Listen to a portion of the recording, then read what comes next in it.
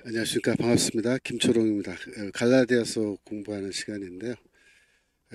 지난주에 우리 갈라디아서 3장 11절, 12절 공부하다가 시간이 조금 모자라서 그만뒀는데, 우리 갈라디아서 3장 12절 한번 읽어볼까요?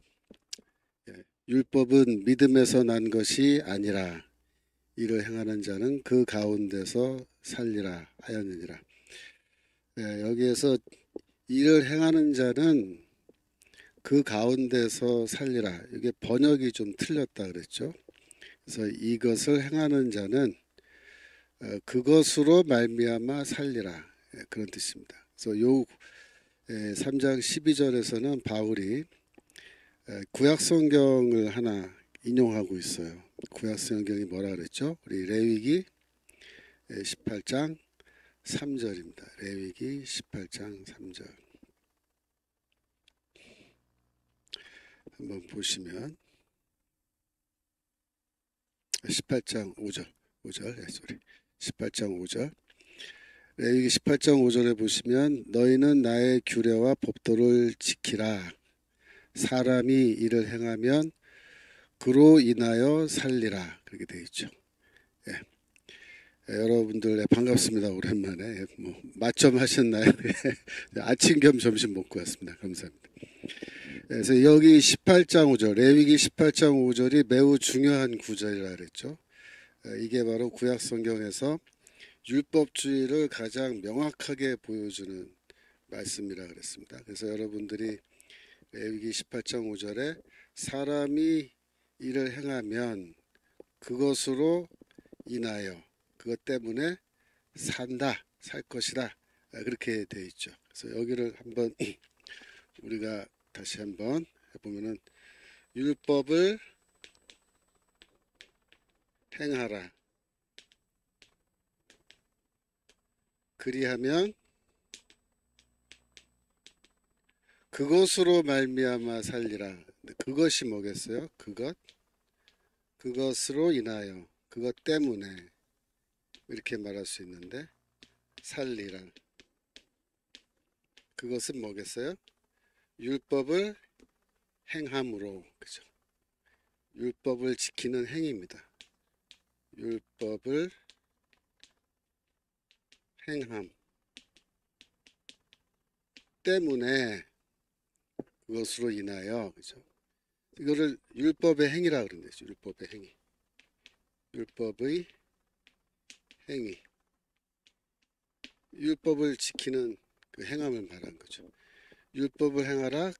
그리하면 율법의 행위로 말미암아 그 때문에 살리라. 구원받는다. 그런 말이죠.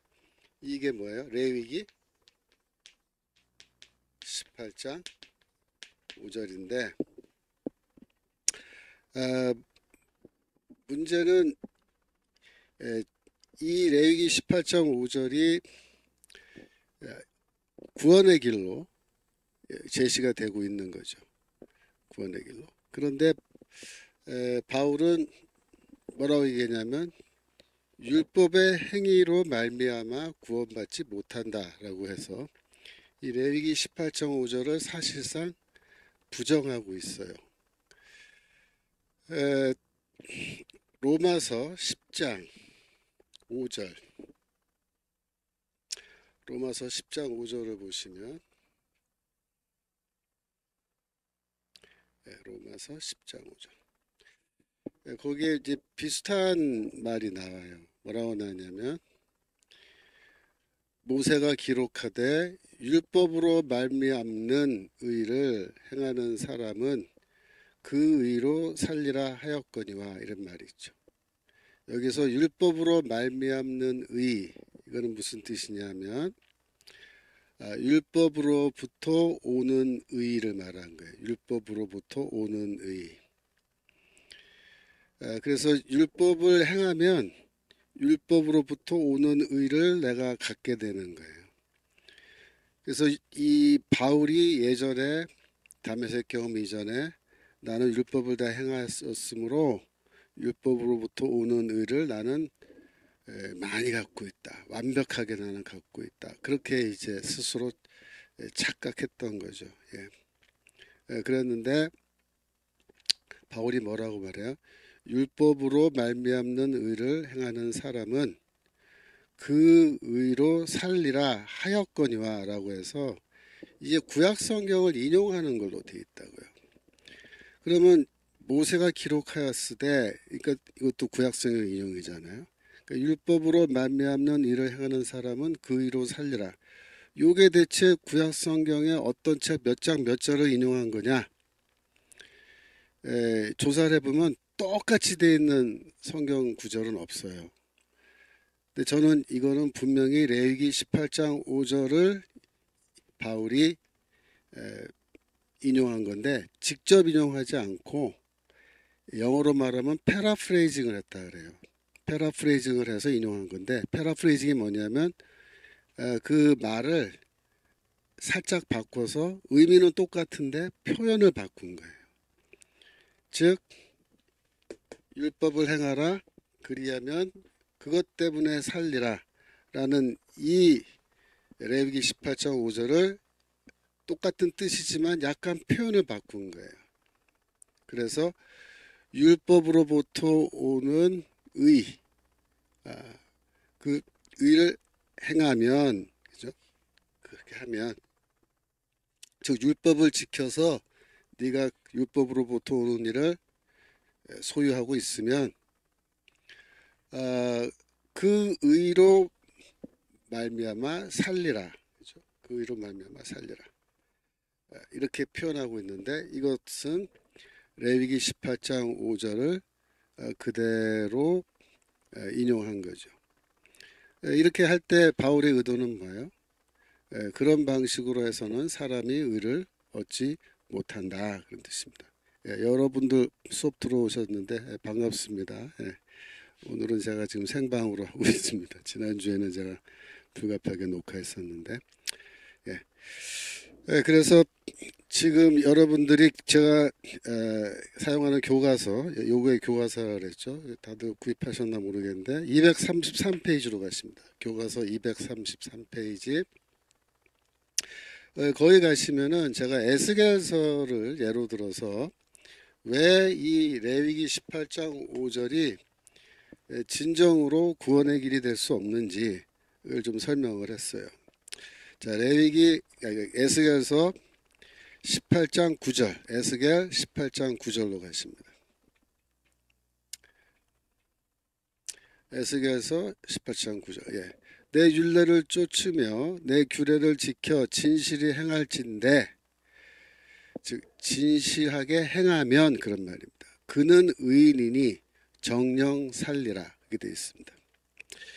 내 율례와 규례를 지키라. 그렇죠? 그리하면 그것으로 말미암아 살리라 라고 하는 레위기 18장 5절의 내용이 여기에 그대로 반영되어 있죠. 그렇습니다. 그래서 에스겔서에서도 레위기 18장 5절이 계속해서 반복해서 등장하고 있어요. 그 정도로 이 레위기 18장 5절이 중요하다. 그 아래 19절로 내려가시면 에스겔 18장 19절 거기도 보시면 너희는 이르기를 아들이 어찌 아비의 죄를 담당치 않겠느냐 하는도다. 그죠? 아들이 법과 일을 행하며 내 모든 율례를 지켜 행하였으면 그죠? 그는 정령 살려니와 살리라 산다. 그러니까 법과 의를 행한다. 이게 뭐야? 율법을 지킨다. 율례를 지켜 행한다. 율법 지키는 거죠. 모든 율법을 다 지켜 행하면 그는 정말로 진실로 살 것이다. 이게 뭐예요? 레위기 18장 5절이란 말이에요. 여기에도 그대로 반복되고 나오잖아요. 그 아래 21절 가면 또 나와요. 그러나 악인이 만일 그 행한 모든 죄에서 돌이켜 떠나 내 모든 율례를 지키고 법과 의를 행하면 그죠?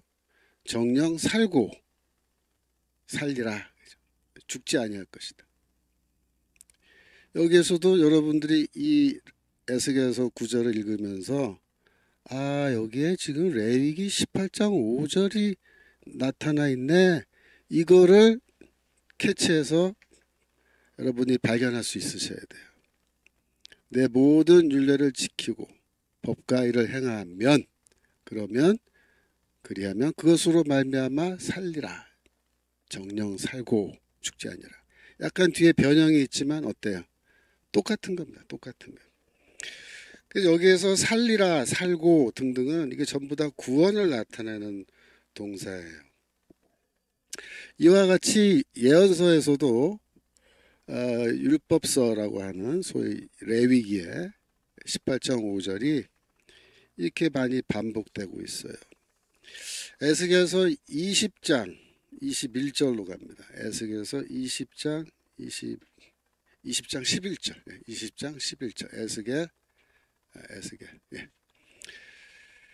여기 보시면 사람이 준행하면 그로 인하여 삶을 얻을 내 율례를 주며 내 규례를 알게 하였고, 이렇게 되어 있는데, 사람이 준행하면 그로 인하여 삶을 얻을 내 율례, 내 규례, 이거를요, 이 영어로 말하면 관계 대명사절인데 수식어구를 빼고 그냥 평범한 평서문 문장으로 바꾸면 어떻게 바꿀 수 있어요?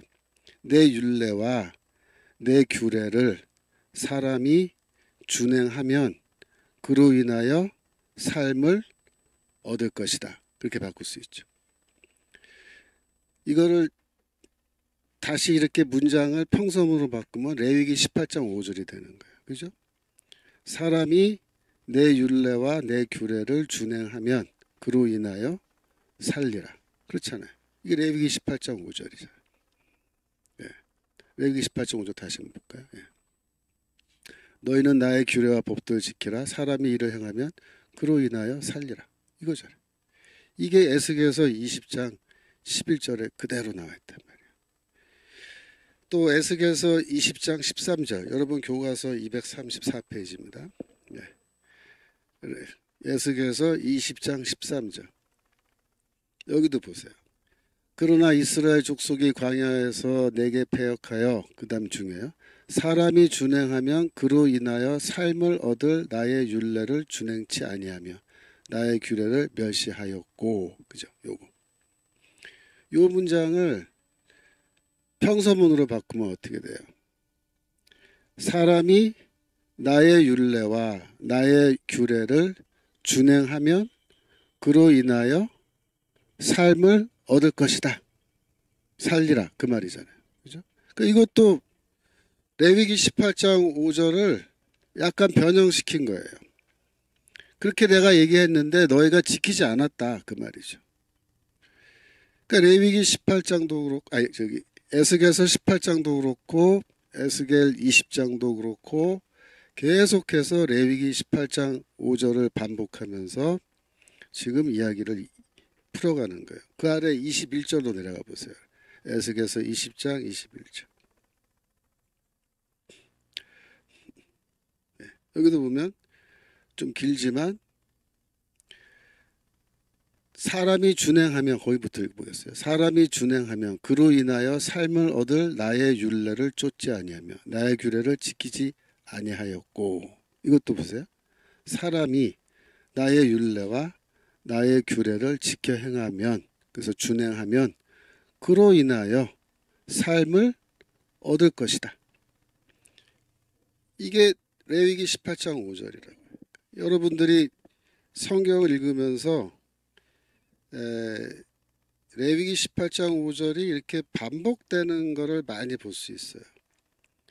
신명기에는 엄청 많이 반복되고 있고, 에스겔서 같은 예언서에서도 이처럼 반복되는 거예요. 그게 무슨 뜻이냐면 구약 성경 전체를 관통하는 굉장히 중요한 성경 구절, 어떤 원리가 여기 나타나 있다. 어디에? 레위기 18장 5절에 나타나 있다. 그 말입니다.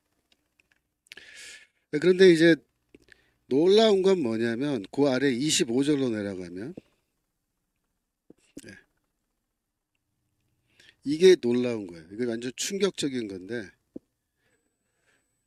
또 내가, 여기서 나는 하나님이세요. 또 내가 그들에게, 그들은 뭐 누구냐면 이스라엘에게 선하지 못한 율례와 능히 살게 하지 못할 규례를 주었고, 이렇게 되어 있어요. 여기서 하나님이 이스라엘에게 선하지 않은 율례를 주셨다. 그러면 선하지 않은 건 뭐 악한 거예요? 악한 율례 줬어요? 그럼 율법은 악한 건가요? 아니에요. 사실은 그런 뜻이 아니에요. 율법이 악하다 그런 뜻이 아니고, 율법은 하나님께로부터 온 거기 때문에 율법은 선한 겁니다. 좋은 거예요. 좋은 거. 이 개혁성경 다른 번역판에는 좋지 않은 율례를 줬다 그렇게 또 돼 있어요. 선하다, 좋다, 그건 다 똑같은 뜻이에요. 그래서 앞에 말이 좀 이상한데 왜 선하지 않다고 얘기하느냐. 율법은 선한데 무슨 뜻이냐면, 여기서 선하지 않다라는 뜻은 그 다음 문장에 그 해답이 있어요. 어떤 의미에서 선하지 않다는 거냐. 능히 살게 하지 못할 규례를 주었다 이렇게 돼 있어요. 능히 살게 하지 못할 규례를 주었다. 근데 이거를 히브리어 본문을 정확하게 문자적으로 번역하면은, 제가 거기 책에 번역을 해놨는데, 능히 살게 하지 못할 규례, 이 말은 그것들을 지킴으로써 살 수 없는 규례, 그런 뜻입니다. 그것들을 지킴으로써 살 수 없는 규례들을 주었다. 에스겔서 20장 25절 다시 보여주세요. 그러니까 두 번째 문장의 뜻이 뭐라고요? 거기 메모하세요. 그것들을 지킴으로써 살 수 없는 규례를 주었다 이렇게 되어 있어요. 자, 보세요. 그것들을 지킴으로 살 수 없는 규례라는 말을 문장으로, 평서문으로 바꾸면 어떻게 바꾸냐면, 사람이 그 규례들을 지킴으로써 살지 못하리라, 그렇게 돼요. 사람이 그 규례들을 지킴으로써 살지 못하리라. 그거를 지금 관계대명사 문장으로 이렇게 해놓은 거예요. 평서문으로 바꾸면 사람이 그것들을 지킴으로, 규례, 그 규례들을 지킴으로 능히 살 수가 없다. 이 말은 뭐예요? 레위기 18장 5절.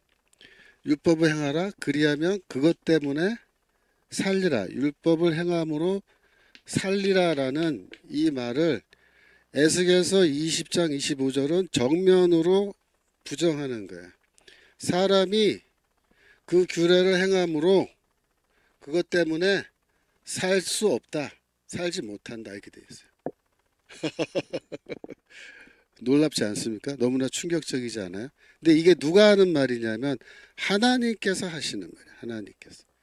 하나님께서 에스겔서 20장 25절에서 뭐라고 얘기하시냐면, 내가 이스라엘 백성에게 율법을 줬다. 율법 줬어요. 율례와 규례를 줬어요.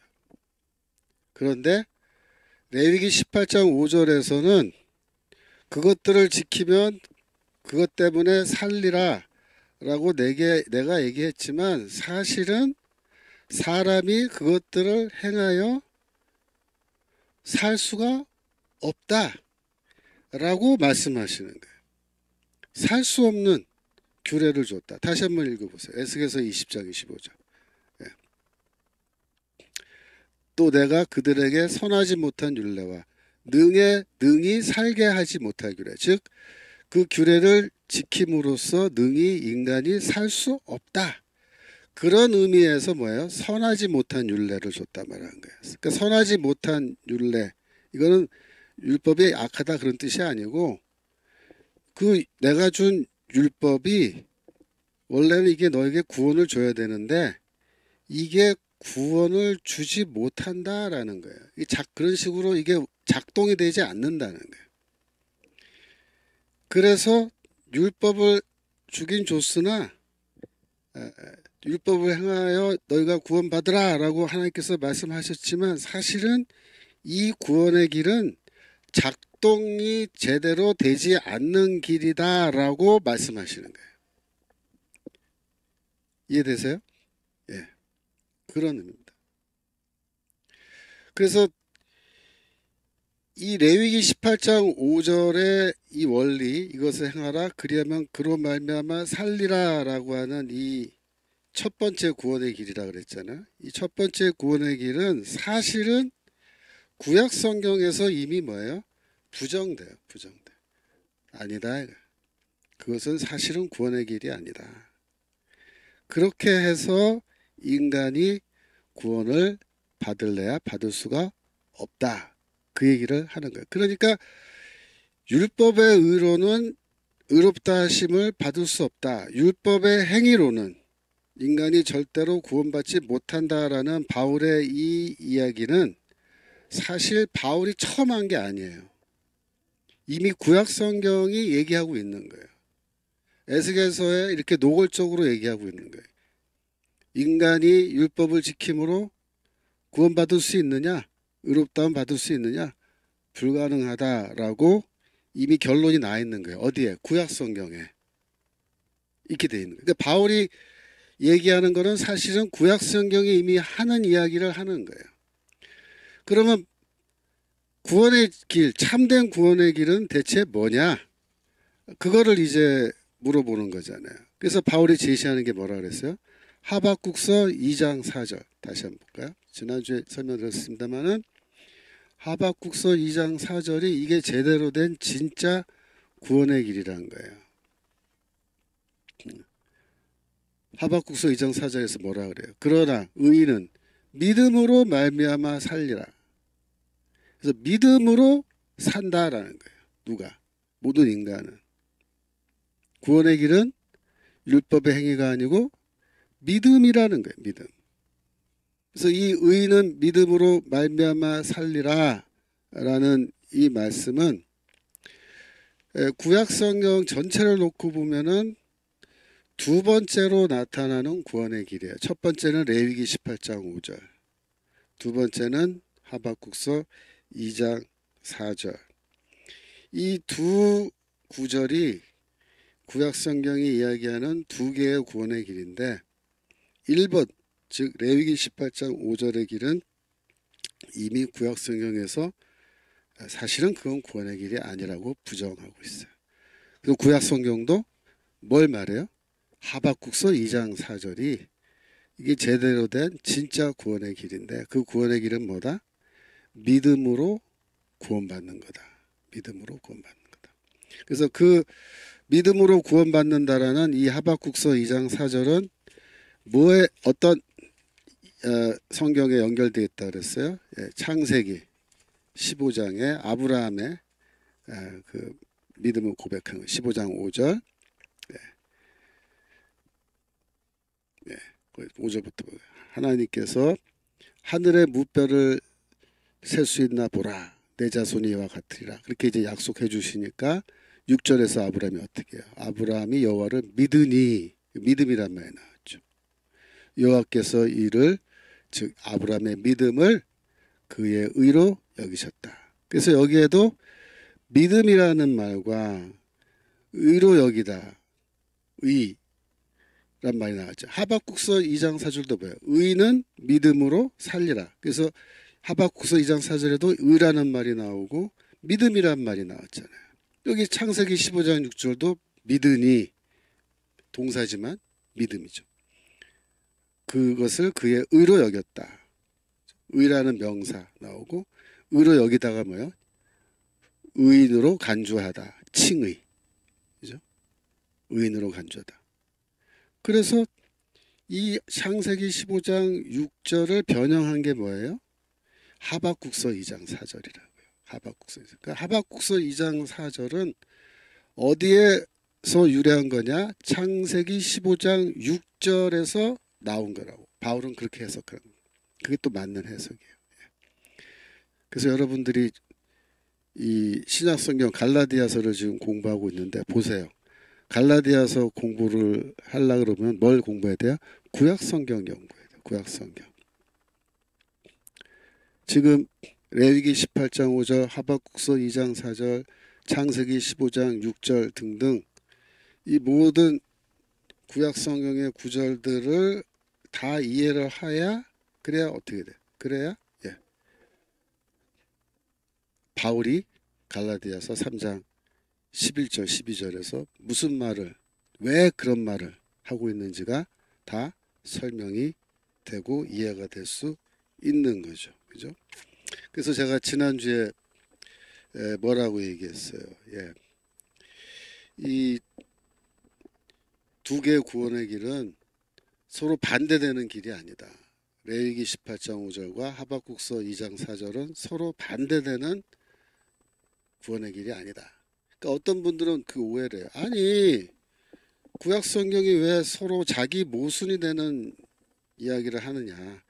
레위기 18장 5절에서는 율법의 행위로 구원받는다고 얘기하고 왜 하박국서 2장 4절 가면은 갑자기 또 믿음으로 구원받는다고 얘기하냐. 아 이거 처음부터 믿음으로 구원받는다고 얘기를 하지 왜 이랬다 저랬다 하는 거냐 하나님은. 그러면서 좀 오해를 하고 그래서 구약 성경이 모순되는 얘기를 한다 이렇게 오해를 하는 분들이 있는데 바울은 그렇지 않다는 거예요. 이 두 가지가 서로 모순되지 않는다는 거예요. 이게 연결되는 거예요. 연결되는 거. 첫 번째 레위기 18장 5절의 길로 하나님이 우리를 인도하시는 거예요. 율법을 주시고 율법을 행하라 명령하시고 이거 행하면 너희가 구원받을 거다라고 얘기하셔서 이스라엘이 글로 갔고 유대인들이 글로 갔고 또 우리도 이제 글로 간 셈이에요. 근데 해보니까 어때요?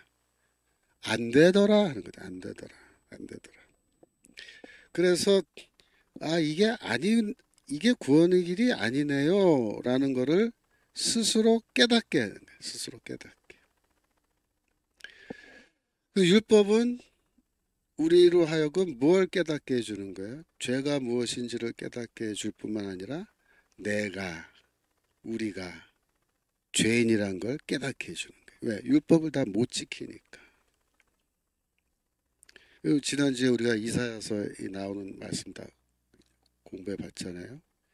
우리가 왜 곰같이 울고 비둘기같이 슬피 울어요? 우리에게 의가 없다. 우리의 의는 더러운 옷과 같으며 우리는 의가 없어요. 불의해요. 죄인들이. 그래서 하나님 앞에 인간이 설 때 어떻게 서는 거예요? 하나님, 저는 죄인입니다. 율법으로는 저희가 구원받지 못하고 나의 행위로 구원받을 수 없고 하나님의 은혜가 아니면 우리는 절대로 저는 구원받을 수 없는 그런 벌레만도 못한 그런 죄인입니다. 제 죄는 이 머리카락 숫자보다 더 많습니다. 이렇게 고백하게 만드는 거예요. 그래서 그리스도를 통해서 주시는 그 은혜로 주시는 또 믿음을 통하여 주시는 구원을 우리가 받을 때에 그걸 감사함으로 받아들일 수 있게끔 그렇게 하는 거예요. 그래서 율법은 사실은 우리를 준비시키는 거예요. 준비시키는 거예요. 뭘 위해서? 메시아를 기다리게 만들고 메시아의 오심을 준비하게 하고 또 은혜로 주시는 이 구원의 복음, 믿음으로 주시는 구원의 복음, 예수 그리스도의 십자가 죽음으로 우리에게 은혜로 주시는 이 구원을 받을 수 있는 마음의 준비를 다 이렇게 하게 만드는 거예요.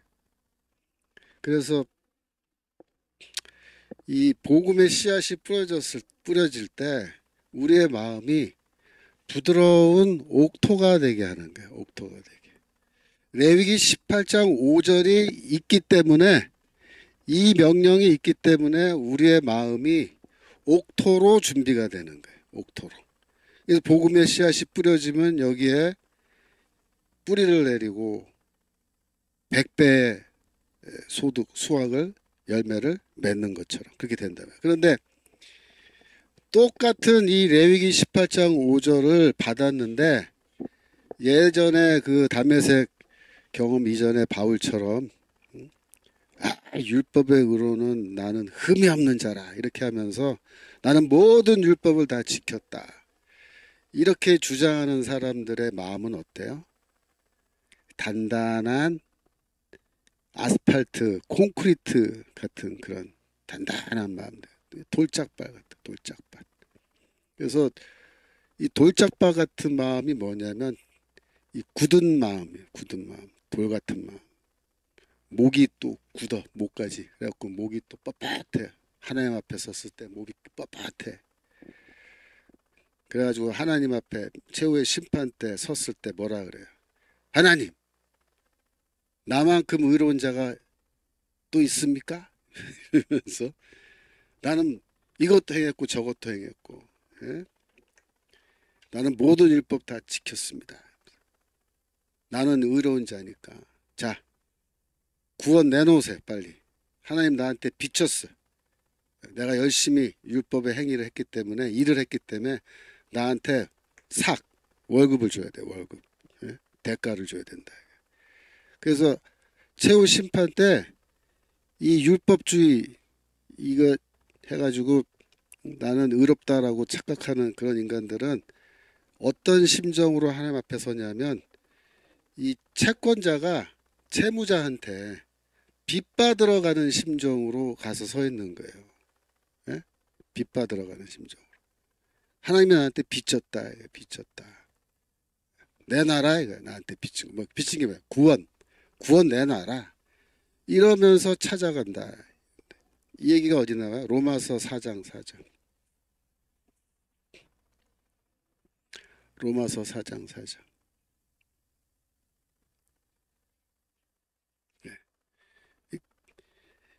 일하는 자에게는 그 삭을 은혜로 여기지 아니하고 빛으로 여기거니와. 이게 그 얘기예요. 일하는 자, 여러분 내가 직장에서 한 달 동안 열심히 일을 했어요. 그러면 내가 그 삭을 받아야죠. 월급을. 대가를 받아야죠. 그런데 그 대가를 받을 때에 내가 월급을 받으면서 이거 나한테 거저주는 은혜네 이렇게 하고 받아요? 아니죠. 이거 내가 당연히 받아야 할 빚이죠. 왜? 내가 한 달 동안 돈 안 받고 일했잖아요. 내가 한 달 동안 열심히 돈 안 받고 일했으니까 이제는 월급만 됐으면 나한테 월급 달라는 거예요. 월급 나한테. 누가 빚졌어요? 사장님 나한테 빚졌다 이거예요. 그래서 일하는 자에게는 그 삭을 은혜로 여기지 않냐고 빚으로 여긴다는 말이 그 말이에요. 유대인들은 일하는 자는 유대인들 율법주의자들 말하는 거예요. 율법 열심히 지킨 율법주의자들은 그 삭을 받아요. 구원을 받을 때 아이고 감사합니다. 아이고 감사합니다. 하나님 은혜로 이렇게 저에게 구원을 주시다니요. 이렇게 반응하지 않고 어떻게 반응을 해요? 내가 당연히 받아야 빚을 내가 받은 거다. 내놔라요. 내놔라. 그 얼마나 달라요. 이 율법주의자들이 최후 심판 때 앞에 서는 거하고 믿음으로 구원받은 사람들이 최후 심판 때 앞에서 서는 그 모습이 전혀 달라요. 전혀 달라요. 한쪽은 빚쟁이가 빚 받으러 온 것처럼 채권자가 이제 채무자, 하나님이 채무자야. 내놔 빨리 내 빚진 거 내놔 이러면서 야 그냥 뭐 무서운 표정으로 서 있는 거예요. 하나님이 그런 사람 원하세요? 하나님이 그런 사람 만들어내려고 레위기 18장 5절 주셨어요? 네? 바울이 그렇게 얘기하는 거예요. 하나님이 우리에게 율법 주신 거는 그런 인간 만들어내려고 율법 주신 게 아니다라는 거예요. 율법을 주신 목적은 우리로 하여금 죄를 깨닫게 하기 위해서 율법을 주신 거다. 예? 이렇게 말해요. 자, 어디가? 로마서 3장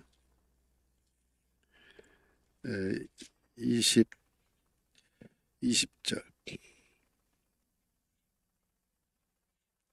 로마서 3장 20절. 예. 그러므로 율법의 행위로 그의 앞에 의롭다 하심을 얻을 육체가 없나요? 잘 보세요. 율법의 행위로 하나님 앞에서 의롭다 하심을 얻지 못한다. 누가? 육체가. 육체는 인간이에요. 인간이 율법의 행위로 의롭다 하심을 얻지 못한다.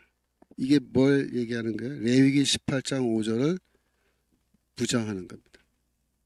율법을 행하라. 그러면 그것으로 말미암아. 이게 뭐예요?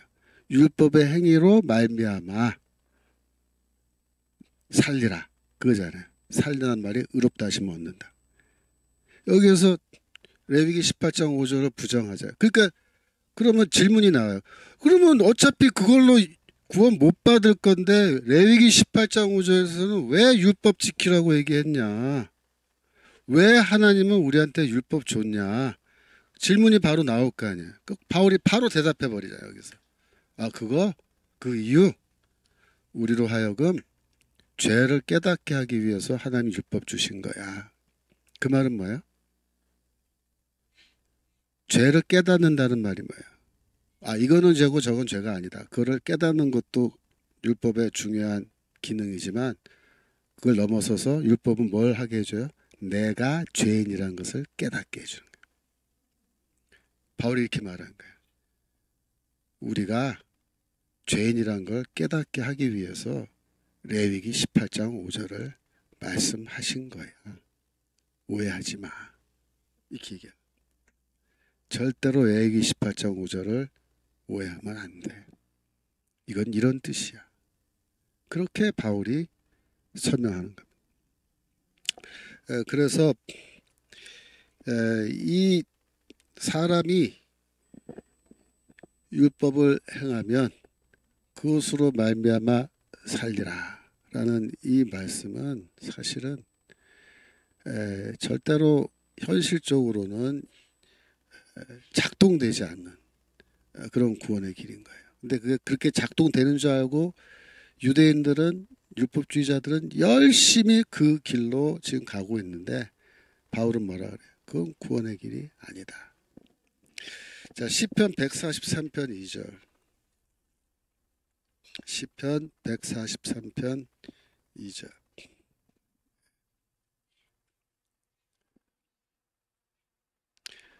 주의 종에게 심판을 행치 마소서. 주의 목전에는 의로운 인생이 하나도 없나이다. 이게 다윗의 시편인데요.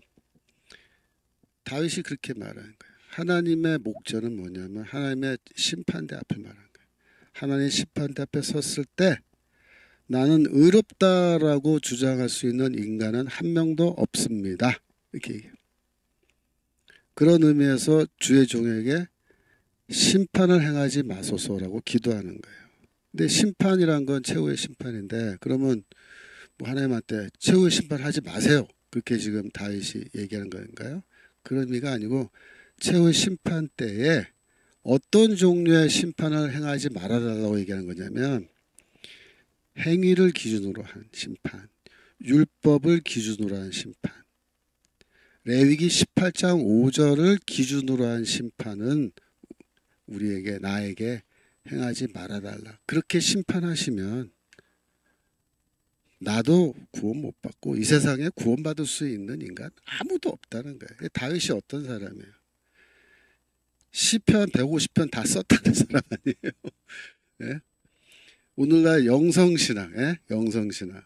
저는 영성신학 뭐 썩 좋아하지는 않지만 영성신학을 하는 그 사람들이 다윗을 뭐라 그러냐면 영성의 대가다. 영성의 인간의 인류 역사 속에서 다윗만큼 훌륭한 영성이 뛰어난 인간은 없다. 시편 150편 읽어봐라. 읽어보잖아요. 우리가 얼마나 뛰어납니까? 다윗의 찬양시와 다윗이 회개하는 시 이런 거 보면 너무 진짜 이거는 인간이 쓴 가장 아름다운 시는요. 이런 거예요. 이런 시. 지금 여기 우리가 읽는 것이 여호와여 내 기도를 들으시며 내 간구에 귀를 기울이시고 주의 진실과 의로 내게 응답하소서. 주의 종에게 심판을 행하지 마소서.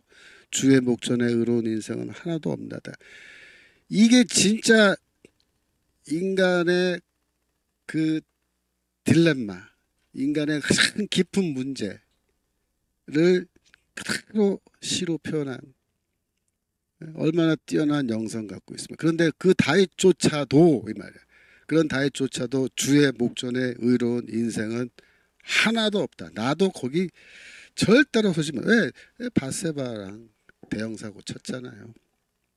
아니라는 거야. 아니라. 네. 그렇기 때문에 레위기 18장 5절이 절대로 구원의 길이 될 수 없다라고 얘기하는 겁니다. 없다라고 얘기하는 거예요. 이 마틴 루터도 사실 루터가 종교개혁할 때 제가 연구를 해보니까 이 로마서 갈라디아서 주석 쓰고 나서 이제 95개조 그 반박문 이렇게 발표하고 이제 종교개혁이 시작되는데 이 로마서 갈라디아서를 읽어보면 거기 이미 루터가 복음을 다 발견했어요. 그래서 이 바울의 복음을 깊이 있게 이해하는데 더 놀라운 건 뭐냐면 로마서 주석, 갈라디아서 주석 쓰기 전에 루터가 뭘 썼냐면 시편 주석을 썼어요. 시편 주석. 시편 주석을 쓸 때 이 144편 2절 이런 시편을 읽으면서 사실상 루터가 여기에서 복음을 발견합니다. 네. 바울이 갈라디아서 로마서에서 말하는 복음을 이미 시편 속에서 그가 발견해서 저는 루터가 복음을 발견한 시점은 시편을 강의할 때 그가 이미 복음, 바울 복음을 제대로 이해하고 그때 이미 종교개혁은 그때 이미 시작된 거다. 저는 그렇게 주장하는데 루터가 굉장히 좋아하는 시편 중에 하나가 이거예요. 44편. 또 하나는 51편 좋아했어요. 51편. 51편하고 143편이 다윗의 회개시예요. 회개시. 다윗의 회개시. 거기에 복음이 나타나 있어요. 얘기 나온 김에 시편 51편 잠깐 볼까요? 시편 51편. 시편 51편 몇 절로 가시냐면은 4절로 먼저 갑시다. 4절. 4절. 내가 주께만 범죄하여 주의 목전에 악을 행하였사오니 주께서 말씀하실 때 의로우시다고 판단하실 때 순전하시다 하리이다. 이게 뭐냐면 주께서 말씀하실 때라는 게 이게 최후의 심판대에서 하나님이 판결 내리신다는 거예요. 판결. 뭐라고 판결 내리냐면 다윗 너 우리야 죽였어? 너 살이냐? 그거 너도 사형. 다윗을 향해서 그렇게 판결 내리신다는 거야. 너 사형. 땅땅땅. 할 때 다윗이 뭐라고 그러면 반응하냐면 하나님 살려주세요. 그거 아니에요. 하면서 그게 아니고 다윗이 뭐라고 얘기하냐면 하나님이 저한테 지금 사형 선고 내리셨는데 하나님의 판결은 의로우십니다. 의로우신 판결입니다. 하나님의 판결은 순전하십니다. 깨끗하다. 네. 의로우신 판결이시고 아주 순전하신 판결이십니다. 그러면서 하나님 찬양하는 거예요. 여러분 상상이 돼요? 아니 나한테 사형 선고 내리는데 피고가 재판장은 어떻게 해? 찬양해요. 찬양해. 그러면서 5절에 보면 내가 죄악 중에 출생했으며 이게 뭐 제 원죄에 대한 연결될 수 있는 구절이기도 한데 이 모든 죄에 대해서 14절로 내려갑니다. 뭐라고 얘기했냐면 하나님이여 나의 구원의 하나님이여 피 흘린 죄에서 나를 건지소서. 아니 피 흘렸잖아요. 살인했잖아요. 그러면 사형 받아야 되는 거 아니에요? 그 의로우신 판결이라고 얘기하잖아요. 다윗이 그 인정하잖아요. 그죠? 그런데 여기서 뭐라고 얘기하냐면 근데 하나님 제가 사람 죽였는데 그래도 저 구원해 주세요. 이렇게 그래도 저 건지소서 구원해 주세요. 뭐예요? 나 죽을 죄 졌는데 하나님 나의 행위로 혹은 율법으로 기준해서 심판하시면 내가 사형당하는 게 맞는데 그러나 하나님 제발 저에게 은혜를 베풀어 주세요. 은혜의 구원을 간구하는 겁니다. 그거예요. 은혜의 구원. 그러면 내 혀가 주의 의를 높이 노래하겠다. 찬양하겠다. 이때 주의 의는 뭐예요? 심판의 의가 아니고 구원의 의를 말하는 거예요. 구원의. 그러니까 하나님의 의를 여러분이 두 가지로 생각하시면 돼요. 하나님의 판결은 의로운 판단입니다. 그렇게 말할 때는요. 하나님은 의로운 재판장이십니다. 그렇게 얘기할 때는 심판의 의를 말하는 거예요. 근데 여기서는 심판의 의가 아니고 나에게 은혜로 구원 주시면, 은혜의 구원 주시면 제가 하나님의 구원의 의를 찬양하겠다. 그렇게 얘기하는 거예요. 예. 주의 의를 높이 노래하겠다. 여기서 주의 의, 이게 뭐야? 하나님의 의, 하나님의 의. 하나님의 의는 뭐예요? 하나님께로부터 오는 의라 그랬죠. 하나님께로부터 오는 의. 하나님께로부터 오는 의를 우리가 받는 것. 그게 뭐예요? 그게 칭의. 칭의. 그러니까 하나님의 의를 우리가 받아서 원래 우리가 의롭지 않지만 하나님께서 우리를 의로운 자로 간주해 주시고 의롭다라고 선언해 주시는 거예요.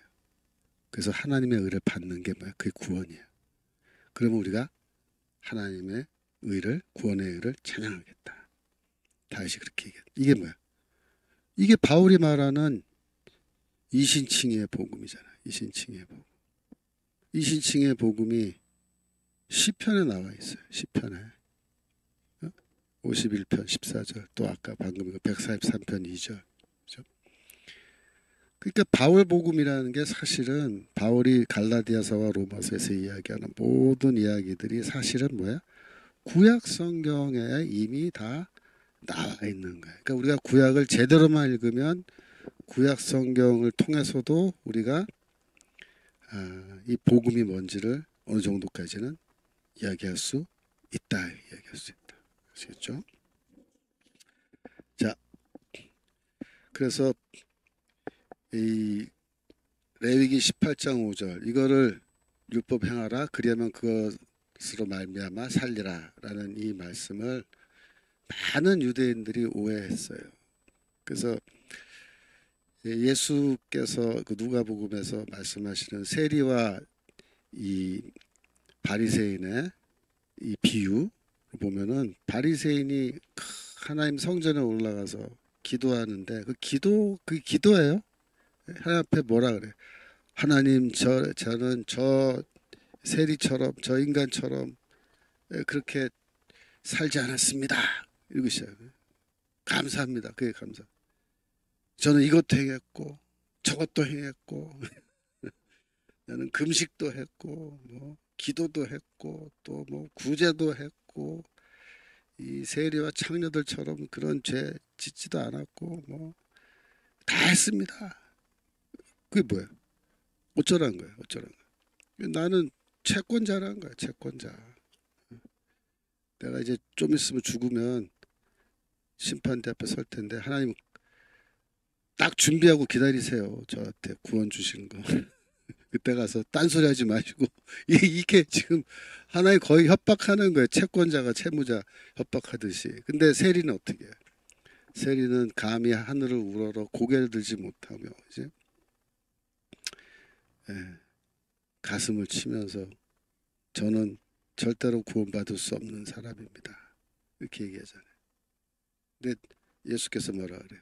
이 두 사람 중 누가 하나님께 의롭다 하심을 받고 집으로 돌아갔겠느냐? 저 세리, 저 바리새는 아니고 세리다. 그래서 복음은 어떤 종류의 사람이 복음을 받아들이냐면 이 세리와 같은 사람이 복음 받아들이는 거예요. 내가 죄인이라는 걸 인정하는 사람. 내가 죄인이라는 걸 인정하는 길이 뭐야? 레위기 18장 5절. 이게 하나님의 의도라는 거예요.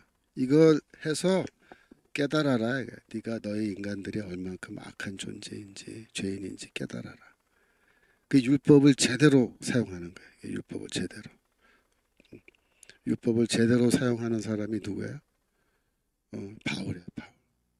그래서 여러분들이 이 로마서 3장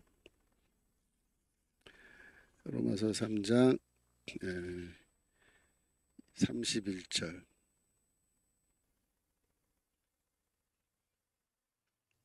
30절부터 보세요. 30절부터 보시면 할례자도 믿음으로 말미암아 또는 무할례자도 믿음으로 말미암아 의롭다 하실 하나님은 한 분이시다. 구원은 믿음을 통한 구원은 유대인과 이방인 모두에게 적용되는데 31절이 중요해요. 그런즉 우리가 믿음으로 말미암아 율법을 폐하느뇨 그럴 수 없느니라. 도리어 율법을 굳게 세우느니라. 이 말이 무슨 뜻이에요? 우리가 믿음으로 말미암아 율법을 폐한다. 그러니까 하박국서 2장 4절에 믿음으로 구원받는다고 되어 있으니까 그러면 레위기 18장 5절 이거는 완전히 폐기해 버릴 거냐 그 얘기야. 폐기해 버릴 거야. 레위기 18장 5절을 갖다 버릴 거냐. 레위기는 안 읽고 그러면 하박국서만 읽을 거냐 그 말이야. 아니다는 거 아니다. 그럴 수 없다.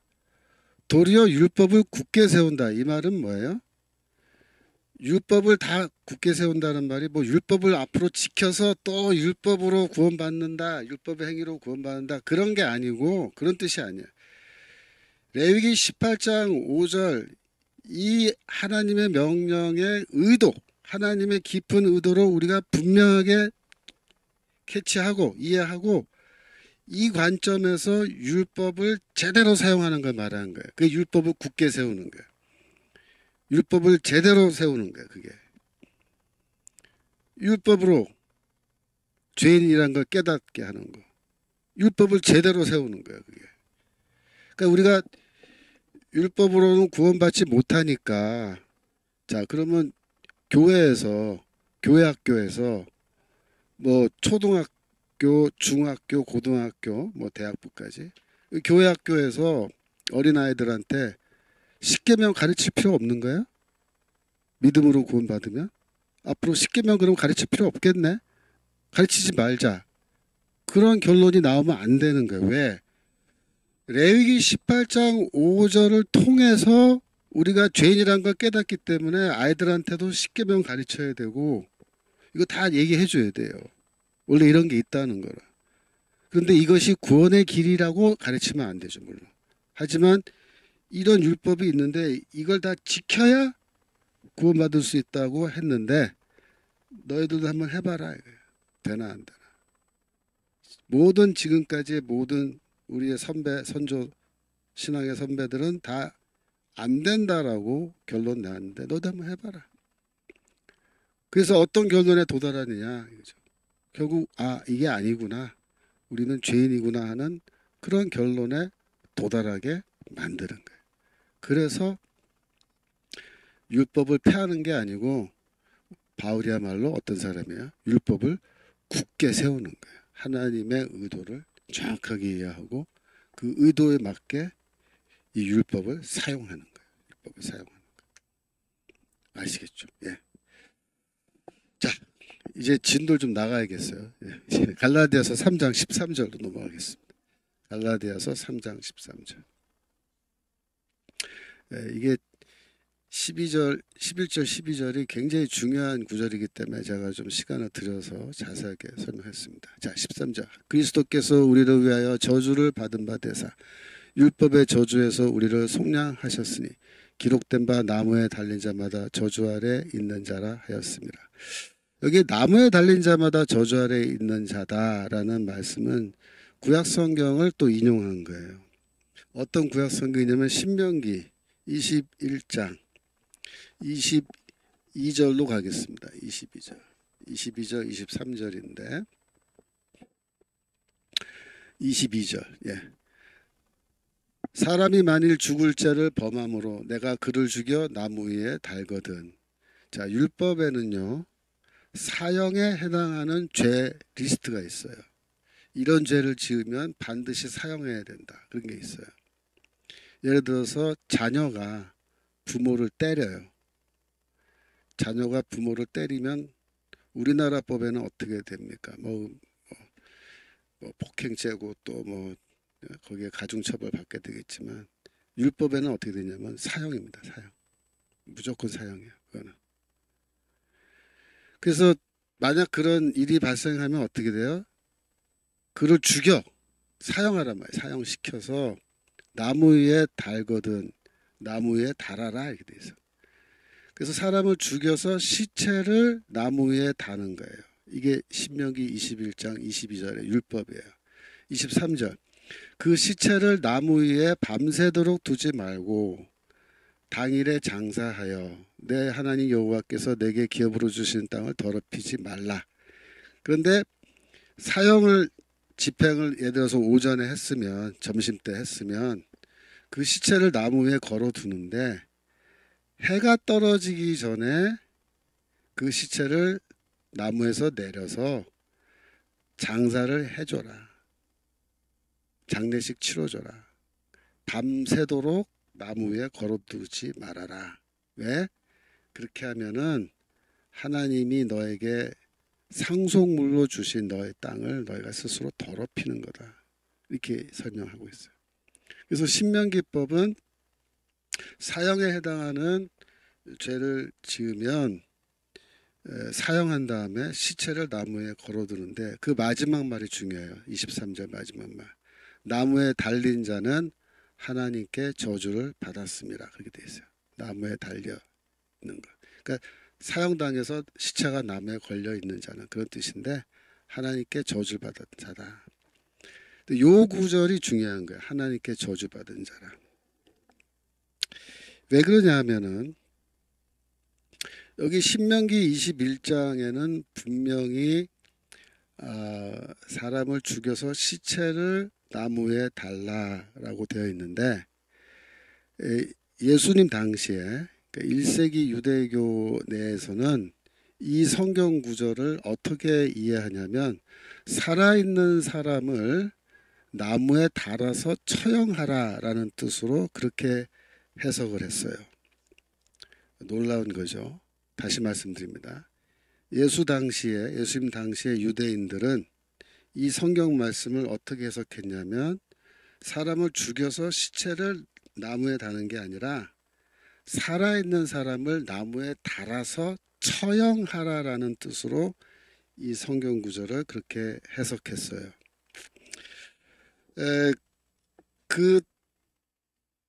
그렇게 된 그 이유를 제가 지금부터 설명하는데 물론 제 책에 238쪽 이하에 다 제가 책에는 설명을 자세히 해놨는데 이걸 좀 보시면 이 나무에 달다라는 이 동사가 크레만 리미라는 헬라어 동사인데 이 동사가 신약 성경에서 예수 처형에 사용되고 있습니다. 자 보세요. 사도행전 5장 30절. 사도행전 5장 30절. 거기 보시면 베드로가 이렇게 얘기해요. 너희가 나무에 달아 죽인 예수를 우리 조상의 하나님이 살리시고, 그러니까 예수께서 십자가에서 죽으신 거를 뭐라 그러냐면 나무에 달려 죽으셨다 이렇게 말해요. 너희가 나무에 달아서 처형하여 죽인 예수 그런 말이잖아요. 이때 사용된 동사가 바로 신명기 21장 22절에서 사용되는 크레만 리미라는 동사예요. 같은 동사였어요. 그러니까는 베드로도 예수의 십자가 처형을 어느 관점에서 보느냐? 신명기 21장의 관점에서 보고 있는 거예요. 사도행전 10장 39절. 사도행전 10장 39절. 여기에서도 이제 뭐라고 되어 있냐면 우리는 유대인의 땅과 예루살렘에서 그 행하신 모든 일의 증인이라. 그를 저희가 나무에 달아 죽였으나 이렇게 얘기하죠. 나무에 달아 죽였으나. 이것도 역시 그 베드로가 고넬료의 집에서 설교할 때 이 얘기를 한 건데 저들이 예수를 나무에 달아 즉 십자가에 못 박혀 죽었다 못 박아 죽였다라는 말을 나무에 달아 죽였다. 그래서 베드로가 여전히 뭐예요? 예수의 십자가 죽음을 신명기 21장의 율법의 관점에서 바라보고 있다라는 것을 우리가 알 수 있어요. 또 누가복음 23장 39절. 누가복음 23장 39절. 달린 행악자 중 하나는 비방하여 가로되, 이렇게 하죠. 그러니까 예수가 십자가에서 죽으실 때 오른쪽 왼쪽 죄수가 두 사람이 함께 처형당해 죽었는데 그 왼쪽에 있는 사람을 말한 거예요. 그러니까 왼쪽에 십자가에 달린인데 여기서는 그냥 달린이라고 번역했는데 이 달린이라는 단어가 바로 신명기 21장 22절에서 사용되는 동일한 헬라어 단어예요. 크레만림이. 그래서 무슨 뜻이냐면 유대인들은 십자가 처형을 어떤 관점에서 보냐면은 신명기 21장의 관점에서 보는 거예요. 자, 그런데 그 당시 유대교에서는요, 이 재판을 할 때 어떻게 하냐면 회당에서 재판을 합니다. 그 당시에 유대교의 사법제도는 회당이 이 사법기관이에요. 그래서 회당에서 장로들과 또 이런 서기관들이 이제 재판장 노릇을 하는 건데, 재판을 해서 이제 사형을 만약에 집행하고자 할 때는 사형을 집행하는 네 가지 방법이 있었어요. 첫 번째는 화형입니다. 화형. 불에 태워 죽이는 거. 두 번째가 뭐냐면은 나무에 달아 죽이는 거예요. 나무에 달아 처형하는 거죠. 세 번째는 돌로 쳐서 죽이는 거예요. 돌. 스데반이 이제 돌에 맞아 죽었죠. 네 번째로 뭐냐면 목을 베어 죽이는 거예요. 분명하게 아셔야 될 거는 교수형은 없습니다. 여기. 교수형은 없어요. 이 줄에 목을 달아서 처형하는 교수형은 유대교에는 사형 집행하는 방법 중에 교수형이 없어요. 근데 두 번째 나무에 달아 죽이는 게 이게 있어요. 근데 이게 언제부터 있었느냐면 민수기 25장 4절. 민수기 25장 4절. 그러니까 이스라엘 민족이 출애굽해서 모압 지방에 도달했을 때, 시딤에 도달했을 때 이스라엘 민족들이 모압의 여인들의 그 유혹을 받아서 모압 신들에게 제사 드리고 뭐 음행을 하는 그런 일이 있었죠. 그때 하나님이 진노하셔서 모세에게 이르시되 백성의 두령을 잡아 태양을 향하여 여호와 앞에 목매어 달라, 이렇게 되어 있습니다. 백성의 두령은 지도자들을 말하는 거예요. 리더들을 잡아서 태양을 향하여란 말은 낮 시간에 공개적으로 처형하란 말이에요. 낮 시간에 모든 사람이 보는 앞에서 공개적으로 처형하는데 여호와 앞에서 목매어 달라 그랬는데 요게 이제 번역이 틀린 거예요. 목을 매어라는 요 목매어라는 단어는 대한성서공회의 번역자가 임의로 집어넣은 거예요. 그러니까는 원래 히브리어나 원래 헬라어, 그러니까 히브리어 구약성경이나 헬라어로 번역되어 있는 구약성경에서는 목매어라는 말이 없어요. 여호와 앞에서 달아라, 이렇게 돼요. 달아라. 달아 죽여라, 그 말입니다. 그래서 이 경우에도 이 달아 죽인다라는 말은 어떤 의미예요? 교수형이 아니에요. 목매어 죽이는 건 교수형이잖아요. 근데 유대교회는 교수형이 없어요. 번역 고쳐야 돼요. 그래서 목매어 죽이는 게 아니고 나무에 달아 죽이는 거예요. 그러니까 모세가 그대로 했단 말이에요. 그러니까 나무에 어떻게 달아 죽여요? 나무에 달아서 죽인다 할 때 기본적으로 나무에 붙여버리는 거예요. 어떻게 붙여요? 풀로 붙여요? 못으로 박는 거예요. 실제로 못 박아요. 그래서 이 유대교 전통에서는 이미 그러니까 민수기, 그러니까 출애굽 당시에 하나님이 직접 명령하신 처형법이에요. 이게 나무에 달아 죽이는 게 굉장히 오래된 역사 갖고 있는 거예요. 이게 유대교 역사에는. 그래서 오해하시면 안 되는 게 많은 뭐 성도님도 그렇고 목사님들도 많이 오해하시는데 뭐냐면 로마인들이 기원전 63년에 로마인들이 이제 유대를 점령해요. 예루살렘을 쳐들어와서. 그래서 그때부터 기원전 63년 이후에 이제 유대는 로마의 식민지가 되는 셈이죠. 로마인들의 지배를 받는데 로마인들이 유대를 지배하는 그때부터 십자가 처형을 시작했다. 이게 로마인들의 처형 방식이니까 십자가 처형이 물론 그렇습니다. 로마인들의 처형 방식이죠. 그런데 유대인들은 그때 처음으로 그러면 사람을 나무에 못 박아서 죽이는 이 처형을 로마인들이 하는 걸 그때 처음 경험했느냐? 아니에요.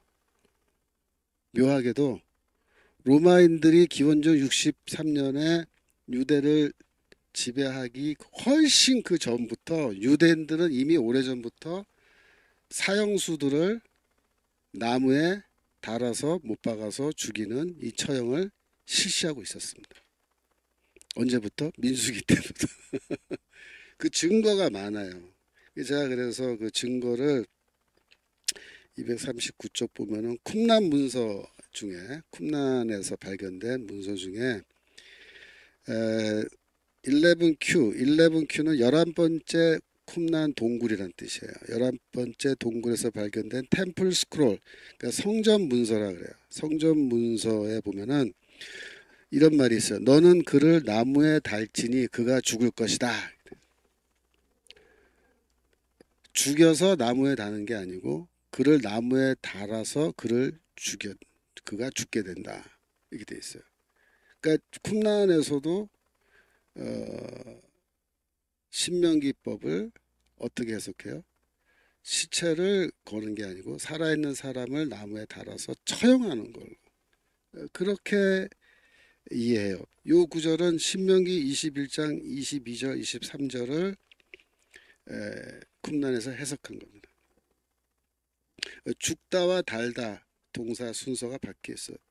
죽여서 달아라가 아니고 달아서 죽여라로 돼 있어요. 또 쿰란의 그 나훔서, 구약 나훔서 예언서, 나훔서 주석인데 거기에도 보시면 진노의 사자가 살아있는 사람을 달아 죽이곤 했다. 근데 요거는 이제 역사적 사건을 말한 건데 제가 거기 좀 자세히 설명해 놨습니다만은 이 기원전 2세기죠. 기원전 2세기에 그 당시에 유대에 하스모니안 왕조라는 왕조가 있었는데 유대인들의 왕조입니다. 그때 알렉산더 얀네우스라는 왕이 있었는데 이 사람이 아주 못된 짓을 많이 했어요. 사실은. 그래서 그때 당시에 이 800명의 유대인들이 왕에게 저항을 했어요. 근데 저항을 하다가 안 되니까 도망갔어요. 시리아로. 그랬더니 시리아로 도망가 있는 이 800명을 얀네우스 왕이 외교적으로 이렇게 해가지고 다시 돌아오게 만들어요. 잡아와요. 그 다음에 어떻게 하냐면 800명을 몽땅 다 나무에 달아 죽였다라고 그렇게 돼 있어요. 이 사건에 대해서는 다른 유대교 문서에서도 언급이 나와요. 또 그 아래 뭐 다른 얘기, 다른 사건들 미슈나에 나오는 거 뭐 다 전부 다 뭐냐면 기원전 뭐 1세기, 2세기에 실제로 유대교 역사에서 사람을 나무에 달아서 처형한 사건들에 대한 기록들입니다. 이런 모든 건 뭘 말하냐면 유대인들은 십자가 처형을 어떤 관점에서 바라봤냐면 신명기법의 관점에서 본 거예요.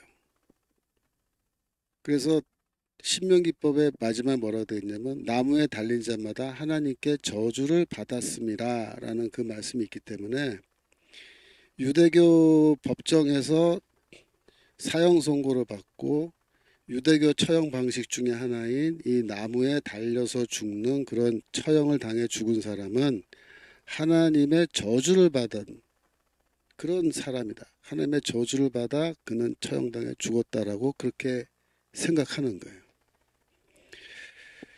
이게 왜 중요하냐면 십자가 처형이 로마인들의 처형 방식이지만 유대인들은 이거를 율법의 관점에서 보기 때문에 누군가 십자가 처형을 당해 죽으면은 이것은 하나님의 저주를 받은 사람이라고 인식하게 되기 때문에 예수를 죽이려고 하는 유대교의 지도자들입니다.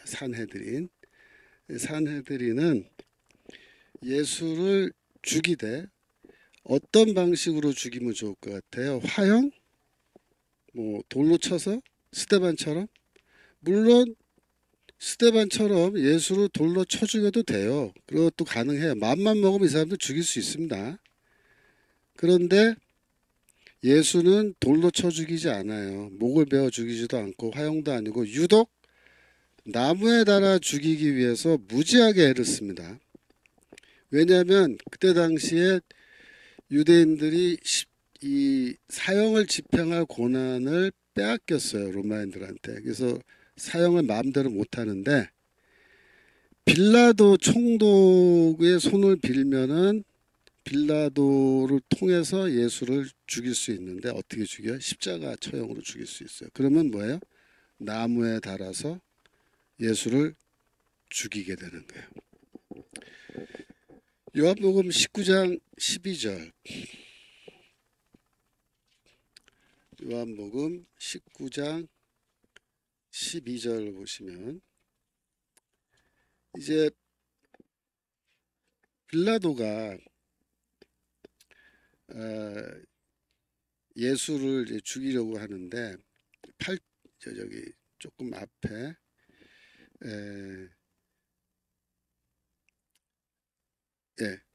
그 12절 봅시다. 12절. 보시면 이러함으로 빌라도가 예수를 놓으려고 힘썼으나 그 앞에 보면은 이제 그 스토리가 나오는데 하여튼 빌라도는 굳이 예수를 처형하고 싶지 않았어요. 제목이라는 게 보니까 이게 반란죄고 어떻게 돼 있는데 실제로 이건 아닌 것 같아서 죽이지 않고 놓아주려고 자꾸 애를 쓰는 거예요. 그랬더니 유대인들이 뭐라 그래요? 소리질러 가로되 이 사람을 놓으면 가이사의 충신이 아니니이다. 무릇 자기를 왕이라 하는 자는 가이사를 반역하는 것이니이다. 이렇게 협박해요. 너 빌라도 너 예수 처형 안 시키면 너 반역죄야. 우리가 너 고발할 거야. 이렇게 말한 거예요. 예수가 자기를 왕이라고 주장하는데 이거는 반란죄야. 가이사에게 반역하는 거야. 이 사람들이 대제사장과 이 서기관들 사내들이니 이거 다 알아요. 예수가 왕이라고 할 때 이게 절대로 가이사에게 황제에게 반역하는 의미로 자기를 왕으로 주장하는 게 아니다라는 거를요. 너무 잘 알죠. 이 사람들이. 하나님의 나라는 이 땅에 속한 것이 아니고 종말에 온다는 것도 다 잘 알고. 근데 이 사람들이요. 아주 악의적으로 정치범으로 예수를 이렇게 고발하면서 빌라도 협박하는 거죠. 근데 왜 이렇게 협박해가면서 빌라도의 손을 빌어서 예수를 십자가 처형으로 죽이려고 하느냐? 이유는 하나예요. 이렇게 죽이면 백성들이 어떻게 생각해요? 신명기법에 나무에 달려 죽은 자마다 다 하나님의 저주를 받아서 죽은 거다 라고 돼 있기 때문에 예수는 하나님의 저주를 받아서 이렇게 죽는구나. 예수는 참 선지자도 아니고 저 거짓 선지자고 메시아라고 자기가 주장했는데 제가 가짜 메시아구나.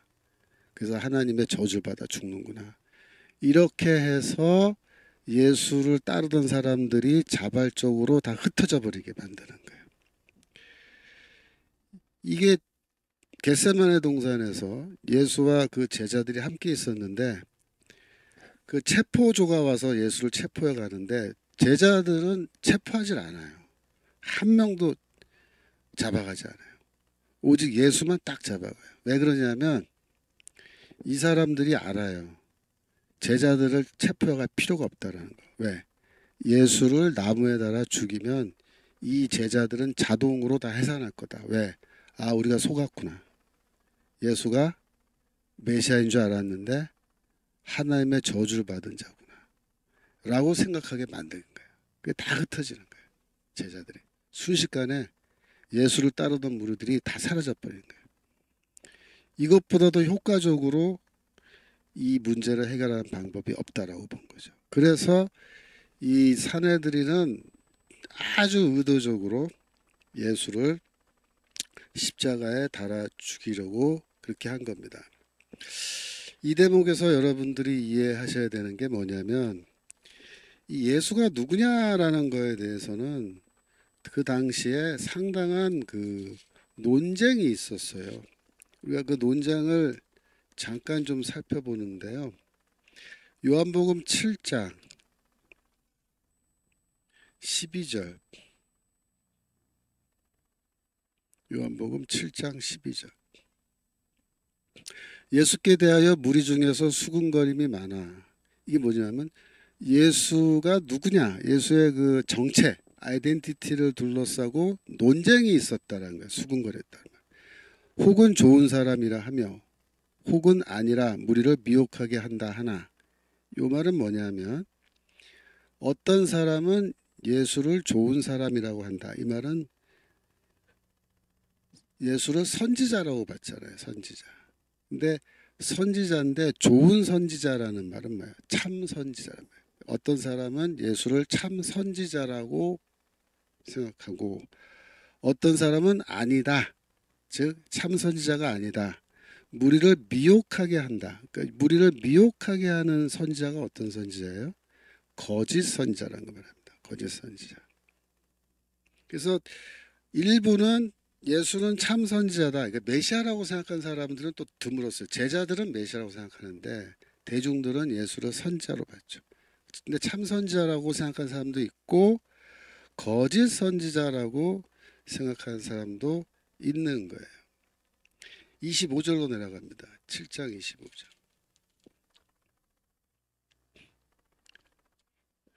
예루살렘 사람 중에 혹이 말하되 이는 저희가 죽이고자 하는 그 사람이 아니냐. 예수를 죽이려고 하는 사람들이 있어요. 저 사람들이야. 누군지 모르겠는데 26절에 나와요. 보라 드러나게 말하되 저희가 아무 말도 아니하도다. 당국자들은 이 사람을 참으로 그리스도인 줄 알았는가? 당국자가 누구일 것 같아요? 당국자. 이게 백성들 가운데서 책임을 지고 백성을 다스리는 사람들 말하는 거예요. 사내들이. 이 사내들이는 이 예수가 참으로 진짜 메시아라고 생각하고 있는 거야? 라고 지금 질문하는 거예요. 그러면서 저희가 예수를 죽이려고 한다. 즉 저 사람들은 사내들이는 예수를 거짓 선지자라고 판단하고 예수를 죽이려고 한다라는 그런 뜻입니다. 율법에 보면 거짓 선지자는 죽이라고 되어 있거든요. 그러니까 사내들인이 예수를 거짓 선지자로 정말로 판단하면 그러면 예수를 죽이는 게 맞는 거예요. 그 사람 죽이는 게 율법 지키는 거란 말이에요. 7장 40절로 내려가시면 이 말씀을 들은 무리 중에서 혹은 이가 참으로 그 선지자라 하며 그 선지자는 누구예요? 신명기 18장 15절 18절에 나오는 건데 시간 관계상 설명합니다. 모세와 같은 선지자를 말하는 거예요. 하나님께서 장래에 내가 너와 같은 선지자를 보내주겠다라고 했거든요. 여기서 그 선지자는 모세와 같은 선지자예요. 혹은 그리스도라 하며 어떤 이들은 그리스도가 어찌 갈릴리에서 나오겠느냐 라고 질문한 거예요. 성경이 이르기를 다윗의 씨 혹은 다윗의 아들 저 베들레헴에서 나오는 되지 않느냐. 그러니까 예수가 베들레헴에서 태어난 거 모르고 갈릴리 출신인 줄만 알고 어떤 사람은 예수가 그리스도라고 말하고 어떤 사람은 메시아 아니라고 생각하고 그죠? 의견이 지금 분분한 겁니다. 어디로 가냐 하면은 8장 48절.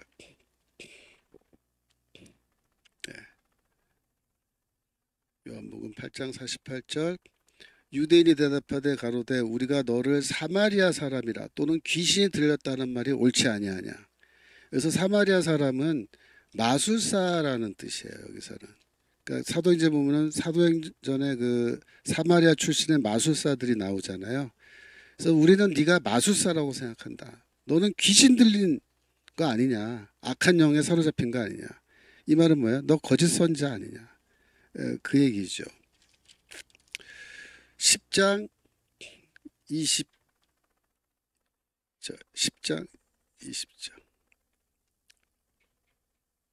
19절부터 보겠습니다. 이 말씀을 인하여 유대인 중에 다시 분쟁이라니 그 논쟁이 붙은 거예요. 그 중에 많은 사람이 말하되 저가 귀신 들려 미쳤거늘 어찌하여 그 말을 듣느냐 하며 혹은 말하되 이 말은 귀신 들린 자의 말이 아니라 귀신이 소경의 눈을 뜨게 할 수 있느냐 라고 해서 여기서도 지금 논쟁이 붙어 있어요. 예. 어떤 사람은 예수는 귀신 들린 악한 영에 사로잡힌 거짓 선지자다. 아니다. 거짓 선지자라면 어떻게 이런 이적이 일어날 수 있느냐라면서 예수의 아이덴티티에 대해서 지금 지금 혼동이 막 생겼는데 11장 53절 요거까지만 하고 마치겠습니다. 11장 53절. 이날부터는 저희가 예수를 죽이려고 모여왔다. 이 말이 뭐냐면 산헤드린이 결정 내렸다는 거예요.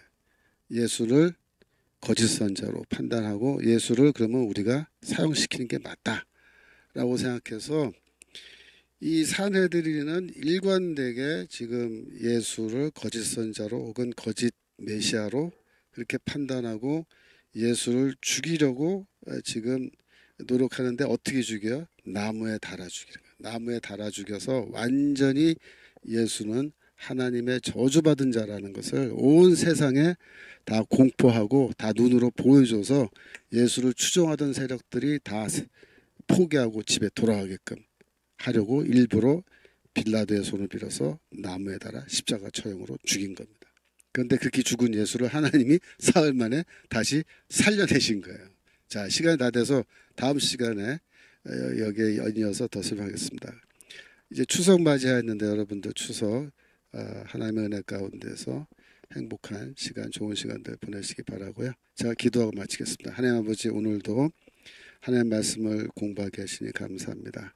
항상 예수가 누구인지 우리가 분명히 깨달을 수 있도록 도와주시고 그 믿음 가운데서 우리가 머물러 살 수 있도록 도와주옵소서. 성경 말씀에 우리가 더욱더 열정 가지고 열심히 성경을 읽고 연구하는 저희 모두가 되게 하옵소서. 감사드리며 예수 그리스도 이름으로 기도합나이다. 아멘. 아이고 수고들 많이 하셨습니다. 우리 다음 주에 다시 뵙도록 하겠습니다. 안녕히 계세요.